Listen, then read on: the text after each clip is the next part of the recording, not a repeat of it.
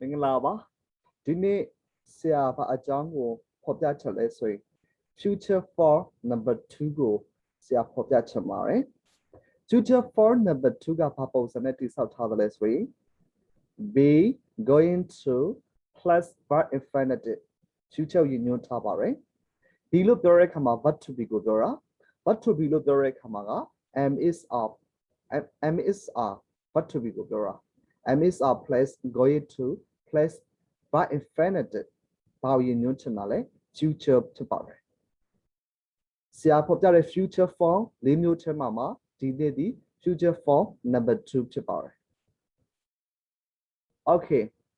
what to be plus going to plus by infinitive ဘာရည်ညွှန်းချင်လဲဆိုရင် refer as the going to or be going to future ကိုရည်ညွှန်းခြင်းဖြစ်တယ် form ကိုကြည့်မယ် what to be plus going to plus by infinitive now example ကြည့်မယ် I'm going to stay ကျွန်တော်နေမယ် I'm not going to stay ကျွန်တော်မနေဘူး I going to stay မင်းနေမှာလားဒီဟာကိုပြောချင်တာက future မှာသွားနေမှာလားသွားနေမှာလားနေမှာလားမနေဘူးလားဆိုရပြောချင်တဲ့သဘောကိုပြောချင်ဖြစ်တယ်ဘာပုံစံနဲ့တိစောက်ထားလဲ what to be like going to by infinitive နဲ့တိစောက်ထားချက်ဖြစ်တယ် okay နောက်တစ်ခုကြည့်အောင်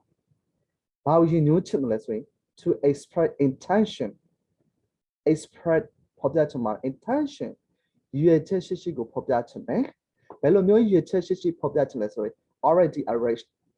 လုံးဝကိုစီမံထားပြီးသား decided to เนาะ decided to ဆိုတာကလုံးမယ်လို့ဆုံးဖြတ်ထားပြီးသားအရာ already arranged လုံးဝကိုစီမံထားပြီးသားအရာတွေကို intentional ရည်ရွယ်ချက်ရှိဖော်ပြချင်တဲ့အခါမှာဆိုရင် what to be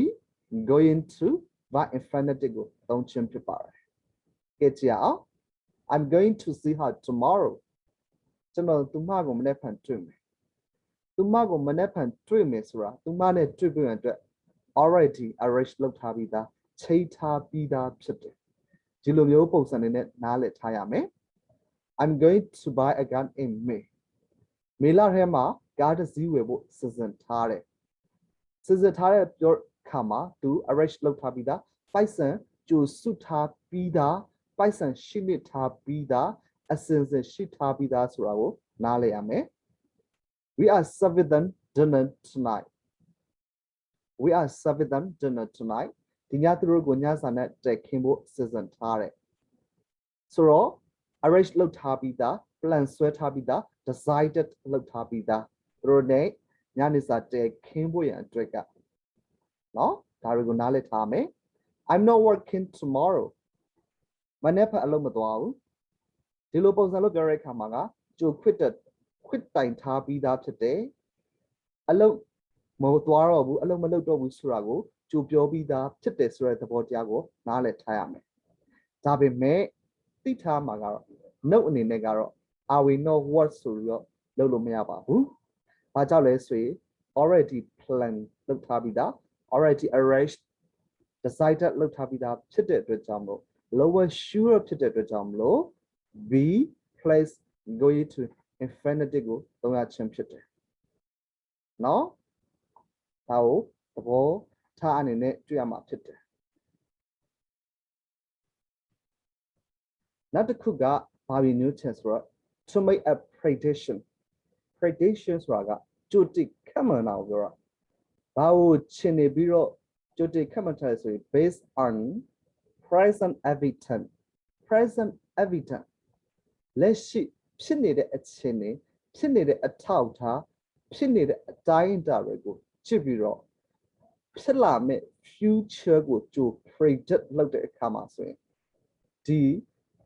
future form အနေနဲ့သုံးလို့ရပါတယ်ကြည့်မယ် look at that boat is going to sit အဲ့လေကိုကြည့်လိုက်စမ်း is going to sit မြုပ်တော့မယ် look at the sky ကောင်းကင်ကိုကြည့်လိုက်စမ်း is going to rain မိုးရွာတော့မယ် I think Singapore is going to beat Myanmar I think Singapore will beat Myanmar. Singapore will beat Myanmar. ဆိုတော့စင်ဘူကမြန်မာကိုနိုင်မယ်နိုင်လိမ့်မယ်ဆိုတာကို predict လုပ်တယ် result ထွက်မလာသေးဘူးပြိုင်ပွဲအခြေအနေမှာဖြစ်လာတဲ့ present evidence ပြိုင်နေတဲ့အနေအထားမှာကြည့်လိုက်တဲ့အခါမှာကြိုးတက်ပြီးတော့ predict လုပ်ပြီးတော့ဒီ present place going to infinitive ကိုသုံးပြီး future ကိုသုံးလို့ရပါတယ်နော်ဒီမှာ present continuous လို့ပြောတဲ့အခါမှာဒီနေရာမှာ going to ကိုပဲစဉ်းစားရမှာဖြစ်တယ် form number 1နဲ့မှာစစ်ပါမယ် but to be going to နော် but to be going to infinitive ဒီပုံစံကိုကြည့်ရမှာဖြစ်တယ်ဒါမဲ့ဒီမှာကြည့် I think Singapore is going to beat Myanmar နဲ့ I think Singapore will beat Myanmar လို့ပြောတဲ့အခါမှာနှစ်ခုစလုံးသုံးလို့ရပါတယ်။ဘာကြောင့်လဲဆိုတော့ not sure just only predict တေချာမှုမပြဘူး predict ကိုပဲပြတယ်